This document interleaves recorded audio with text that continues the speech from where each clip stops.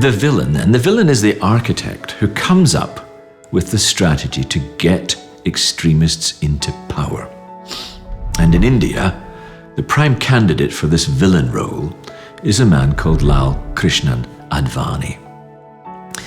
And he is reported to have examined the Christians in the 1980s. And he asked the question, why do they have so much power where they live and we do not? Because Christians were only 2.3% of the Indian population, Hindus were 85%, but 50% of all the schools in India were run by Christians. The elites of the nation were trained there, including Advani himself. 40% of all the social work in the country came from Christian organizations. So he asked, how did such a tiny minority gain such influence?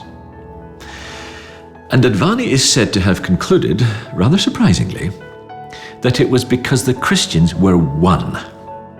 They had one book, the Bible. Hindus had literally thousands of sacred texts. Christians had one God. Hindus had 33 million. Christians had one church, whereas Hindus had a whole range of competing institutions. So the RSS leadership under Advani called for a new power strategy that would ape Christianity. There would be one book, the Bhagavad Gita. There would be one deity, Ram, and they would have one focus, the message of hard Hindutva. And they united a whole slew of organizations, such as the World Hindu Council, the Bajrang Dal, the RSS Youth Wing, and many others, into a single concerted movement known as the Sangh Parivar. Now they were a focused, disciplined unit with a single, simple message. But of course, what was this message to be? And here, Advani had another problem, because the message of Hindutva was a rather old and fascist and elitist one.